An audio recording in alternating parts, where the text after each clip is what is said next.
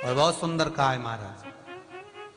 नवमी तिथि अधिक मास की, चाहे शुक्ल पक्ष की नवमी हो चाहे कृष्ण पक्ष की नवमी हो, जिस व्यक्ति को बहुत ज्यादा बीमारी रहती हो, शरीर में बहुत कष्ट हो, टेबलेट खा खा कर जिंदगी निकल रही हो, बीमारी डॉक्टर का पीछा ही नहीं छूट रहा हो, तो शिव महापुराण, विष्णु पुराण और स्कंद पुराण में जो पुरुषोत्तम कथाओं का वर्णन किया गया है, एक आटे का दिया, उसमें 4 बत्ती, आटे के दिए में 4 बत्ती रखें, तिल्ली का तेल डाल लें, थोड़ा सा उसमें सरसों का तेल डाल लें। महाराज घर के बाहर, अर्थात घर के अंदर के बाहर जो चौखट होती, चौखट से थोड़ा सा बाहर, बिल्कुल चौखट पे नहीं बैठना, थोड़ा सा बाहर, नवमी तिथि के दिन शाम के 6 से 6:30 के बीच में 21 बार जो व्यक्ति बीमार रहता है उसके सिर से नीचे की ओर श्री नरसिंह भगवान का स्मरण कर कर, जिस अधिक मास में जिस तिथि को उतारा कर रहे हो उस तिथि का नाम लेकर, जो व्यक्ति का उतारा कर रहे हो उसका नाम और गोत्र लेकर 21 बार जो उतार कर उस दिए को घर के ही चौखट पर रख देता है, उस व्यक्ति की बीमारी छूट जाती है महाराज। वो रोगीला नहीं रहता, रोग से ग्रस्त नहीं रहता, दवाई गोली इसकी छूटती है। कभी ये डॉक्टर को दिखा लो, कभी वो डॉक्टर को दिखा लो, कभी यहां दिखाओ, कभी वहां दिखाओ, उससे छुटकारा मिलता है। नवमी तिथि चाहे शुक्ल पक्ष की हो चाहे कृष्ण पक्ष की हो, किसी भी नवमी को आप उतारा कर सकते। भगवान नरसिंह का स्मरण करना, नाम लेकर आप कर सकते। महाराज नेत्र ज्योति के लिए भी किया जाता है, वो केवल अधिक मास में ही किया जाता है। नेत्र ज्योति के लिए जिनके बच्चों की आंखों की ज्योति कमजोर हो गई हो, या आपके नेत्र की ज्योति चली जा रही हो, समाप्त होती चली जा रही हो, तो नेत्र ज्योति के लिए भी किया जाता है महाराज। परंतु वो अधिक मास के महीने में नौवीं और 10वीं, अर्थात नौवीं की रात्रि के 12 बजे या 10वीं की रात्रि के 12 बजे घी का दिया हथेली में रखकर दरवाजे के बाहर, उस दिए को हथेली में रखकर चंद्र का दर्शन रात्रि के 12 बजे दिए की लो में चंद्र का दर्शन करते हैं, उससे ज्योत प्रबल होती है हमारे। या तो होगा वो नौवीं की रात्रि 12 बजे या 10वीं की रात्रि की 12 बजे चंद्र का दर्शन, दीप घी का हाथ में जलाकर, नाम गोत्र अपना बोलकर, नरसिंह भगवान का स्मरण कर कर, अधिक मास का स्मरण कर कर, ज्योति में चंद्र का स्मरण कर कर दर्शन किया जाता है। नेत्र कमजोर हो तो उसके 3 या 4 दिन में ज्योतियों का क्रम बढ़ना प्रारंभ होता है। वैसे तो 15 दिन का लिखा है, पर शिव महापुराण कहती है 3-4 दिन का क्रम बहुत होता है, बढ़ता जाता है, प्रबलता की ओर। महाराज ना नीचे मरे ना ऊपर, जंघा पर मारूंगा, ना अंदर ना बाहर, देहली पर मारूंगा, ना अस्त्र से ना शस्त्र से, नख से फाड़ूंगा।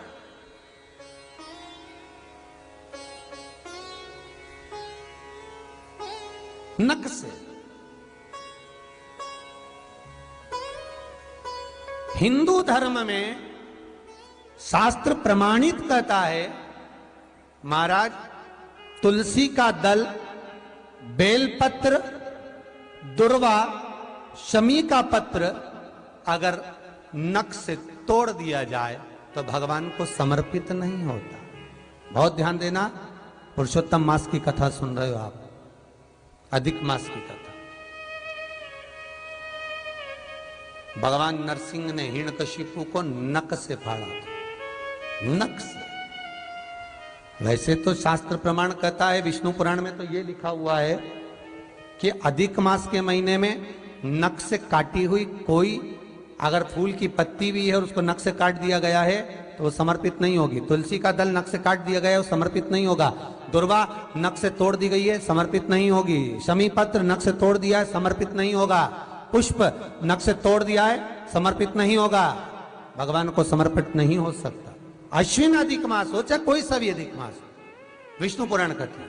पर शिव महापुराण तो यहां तक कहती है कि कोई से भी महीने में, कोई सी भी घड़ी में, कोई से भी पल में अगर आपने नख से कोई सामग्री तोड़कर भगवान को समर्पित करी है, भगवान उसको स्वीकार नहीं करता, स्वीकार नहीं करेगा।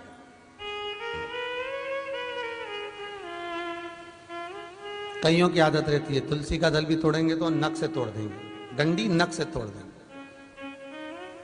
बेलपत्री की डंडी नख से तोड़ देंगे, नहीं, स्वीकार नहीं करेगा।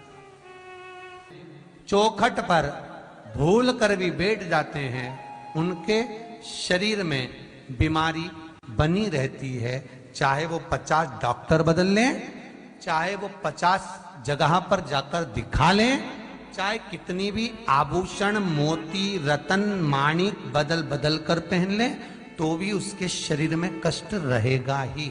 अगर अधिक मास के महीने में, अधिक मास में अगर कोई देहली पर बैठता है तो उसके जीवन में कष्ट रहेगा ही।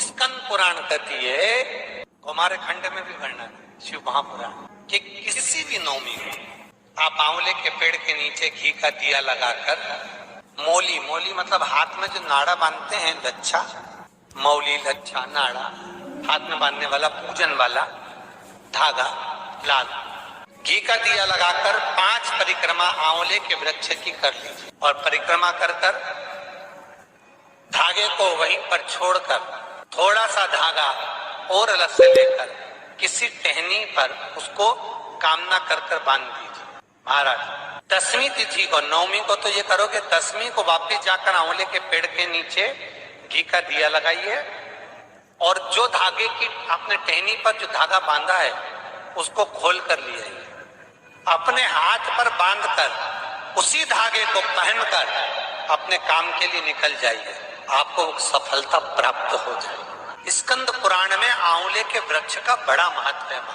वृक्ष में जो गोंद लगती है वो ब्राह्मण हत्या का अंश है। पृथ्वी पर जो वृक्ष लगते हैं और वृक्ष में जो गोंद लगती है वो ब्राह्मण हत्या का अंश है।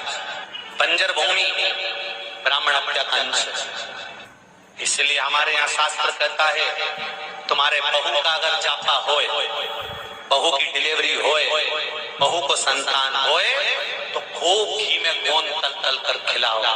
पर जन्माष्टमी रामनवमी पर भगवान का प्रसाद तैयार करो तो उसमें गोंद मत डालना, क्योंकि उसमें ब्राह्मण हत्या का अंश रहता है। भगवान के प्रसाद में गोंद नहीं आना चाहिए। मेरी जीजियों,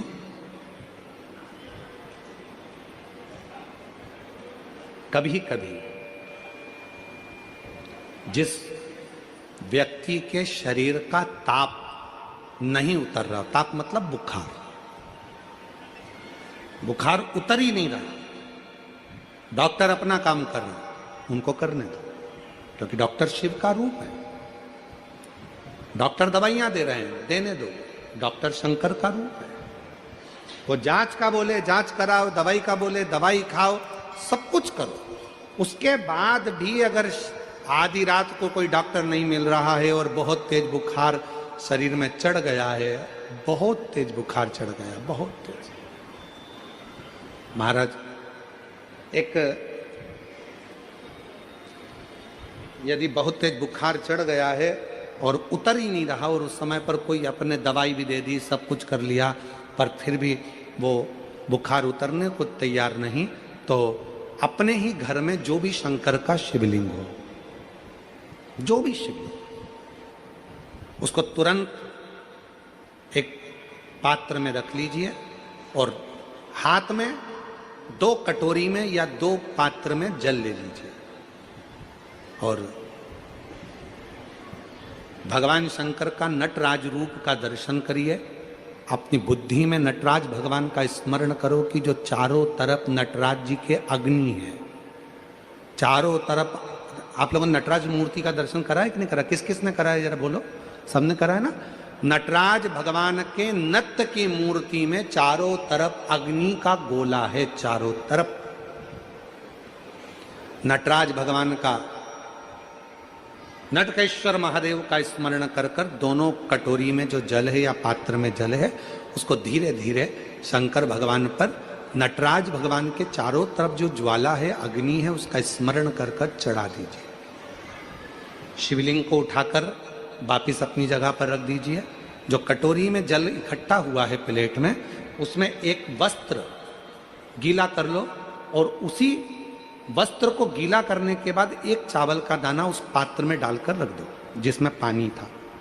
उस वस्त्र को गीला कर कर उस बच्चे के पूरे शरीर पर 3 बार, या जिसको भी बुखार हो, महिला पुरुष, उसके शरीर को 3 बार, आधे घंटे के अंदर 3 बार उसको धीरे धीरे धीरे धीरे नटराज भगवान का स्मरण कर कर, नटकेश्वर महादेव का स्मरण कर कर उसको पोंछ दीजिए। 7 से 8 मिनट के अंदर उसका बुखार पूरा उतरना प्रारंभ हो जाता है। वो ज्वाला अपने आप धीरे धीरे शांत होने लगती है। अपने दवाइयां जरूर लेना, डॉक्टर को जरूर दिखाना, क्योंकि डॉक्टर शिव का रूप है, और उसके साथ में नटकेश्वर महादेव का स्मरण भी कर, पास में भी ज्योति के रूप में। इसलिए जब तुम संपूर्ण तरह से हार जाओ, लगे अब कुछ भी नहीं अपने पास में, एकदम खाली हो गए, कुछ भी नहीं बचा, तब बेलपत्र के वृक्ष के नीचे शंकर जी के मंदिर के सम्मुख में 2 दीप लगाना प्रारंभ कर दीजिए। एक लंबी बाती का दीप, एक गोल बाती का दीप, एक शक्ति का, एक शिव का। दोनों दीप घी के दोनों सामने रखो, बाबा को प्रार्थना करो। शिव मंदिर में लगाने के बाद फिर बेलपत्री के वृक्ष के नीचे जाओ। उस बेलपत्री के वृक्ष के नीचे जाना जिसकी छांव तुम्हारे ऊपर पड़े। पौधा नहीं, पौधे की छांव नहीं आ पाती अपने ऊपर, पौधा छोटा सा रहता है तो उसकी छांव नहीं आती। बेलपत्र के वृक्ष की छांव में बैठकर 2 दीप लगाओ जिसकी छांव है। 2 महीना नियम ले लो, शाम के समय पर दिन भर मेहनत करूंगा, परिश्रम करूंगा, अपने व्यापार को बढ़ाऊंगा, कर्म करूंगा, मेहनत करूंगा, और शाम को प्रदोष काल में मेरे घर का कोई भी व्यक्ति जाएगा, शिव मंदिर में 2 दीप और बेलपत्र के वृक्ष के नीचे 2 दीप लगाएगा। 2 महीना इंतजार करना, मेरा बाबा हाथ पकड़कर तुम्हें ऐसा दौड़ाएगा कि शिव अपने आप करुणा करने लगेगा। और मेरी जीजियों, मेरे जीजाओं, मेरी बेटियों, बेटाओं, मेरे बुजुर्ग माँ बाप, याद रखना, बेटा अगर गलत संगत में जा रहा है, पति गलत संगत में जा रहा है, बेटियां अगर कहीं गलत संगत में जा रही हैं, परिवार गलत लाइन पर जा रहा है, अगर इन सबको तुम्हें सतमार्ग की ओर लेकर जाना है, सही मार्ग की ओर लेकर जाना है, तो अपने घर से 1 लोटा जल ले जाकर शिव को चढ़ाना प्रारंभ करो।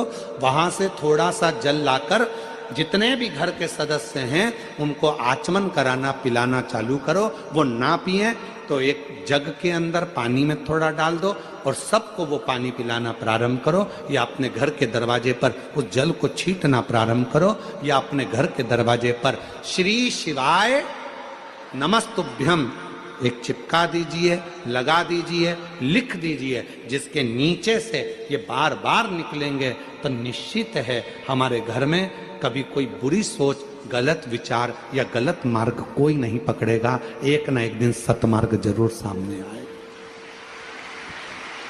एक ना एक दिन सतमार्ग आएगा। बस थोड़ा सा प्रयास, थोड़ा सा बल।